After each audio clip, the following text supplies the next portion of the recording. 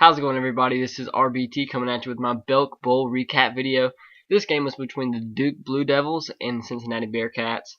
Duke's first bowl appearance in 15,837 years, and this would have been their first bowl win since 1961 in the Cotton Bowl against Arkansas, but they came up this close and ends up losing to Cincinnati 48-34.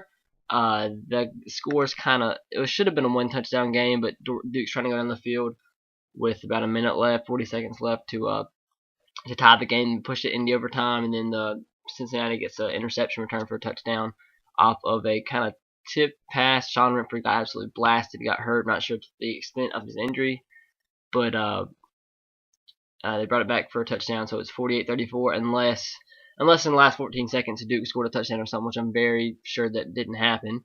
But in this game, Brennan Kay played very, very well. That guy throws a very good deep ball. He's a senior, and he only started like the last 4 games, but I'm not sure if he's going to move on to the NFL or anything.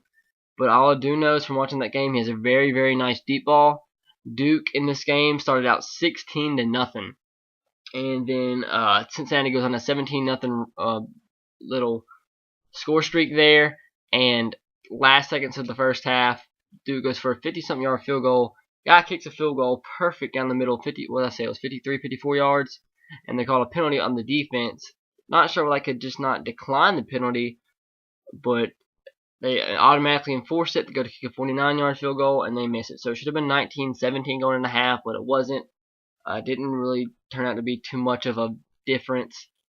Duke's player, the freshman running back, fumbles the ball on the 5-yard line, trying to go down the field and take the lead with a minute left, and then in 4 plays, Cincinnati goes 95 yards, scores a touchdown. The tight end, that man's absolutely beast. I mean, 6'6", it looked like he ran at least a 4.5 40, and I think he had 120 receiving yards.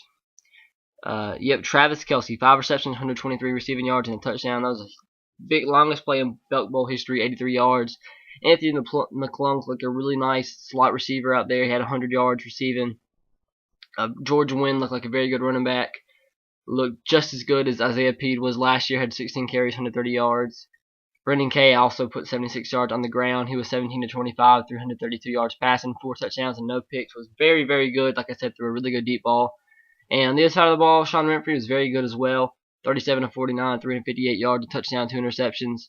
Josh Snead, the freshman, 17 carries, 107 yards. But what came down to the difference in the game, they fumbled the ball or turned the ball over twice on their own 10-yard, in the opponent's 10-yard line. So that's 2 more touchdowns they should have had, plus the 3 points before halftime on that field goal that got called for the penalty. That's a 17-point differential that they should have had. But I mean, it is what it is. I mean, Cincinnati goes down the field on that punt. That was an amazing punt by the Duke punter. It was 70-something yard punt, the longest in Belk Bowl history, 3rd longest in Duke history. And it was amazing, but it got down to the 3-yard line, and then Cincinnati goes 97 yards and scores a touchdown. And they had 2 drives and 90-plus yards to score in that game, which was very, very impressive because you don't see that too often. But Cincinnati does win 48-34 and robs Duke of their first bowl victory since 1961. It's kind of amazing how Cincinnati did this because, I mean, all the coaching changes that they had, half their coaching staff got raided by Tennessee, and even the interim head coach is going to be going to Tennessee on Butch Jones' staff. They only had 5 coaches on the whole entire staff. 3 was on the in the sidelines, and 2 or so was up in the press box calling plays and whatnot. And they had to get students to help call signs. I think ESPN even said something about somebody that works in the office, his husband had to be recruited to help do the signs and help communicate. So that was impressive that they did all that, and they still put up 48 points. I mean, Duke's defense was playing very good early on and went like crap, just like that. And I mean, like, they were giving up 48.5 points a game the last 4 games. So I mean, it's kind of expected because the defense was that bad. I mean, they were playing out of their minds early on, but it just caught up to them. And Cincinnati is a very good team, and ended up getting the W. I picked Cincinnati in this game, so congrats to Cincinnati getting their bowl win for this game. I mean, it sucks to be a Duke fan. I mean, it doesn't suck to be a Duke fan, but I mean, it sucks because you get your first bowl game in forever. Would have been your first bowl win in 40 plus, almost 50 years, and you don't get it. But I mean, Duke's in the right direction, playing very good football under David Cutcliffe. Sean Renfrew's a very good quarterback, but I believe he's a senior, so he's going to be gone. Colby Vernon's going to be gone, I believe. I think he's a senior as well. He's a 4-year starter, the all-time leading receiver in ACC history. So congrats to him. He's a great receiver. Might move on to the next level. He's kind of small. Well, he's tall but skinny. But I think the NFL team will give him a shot.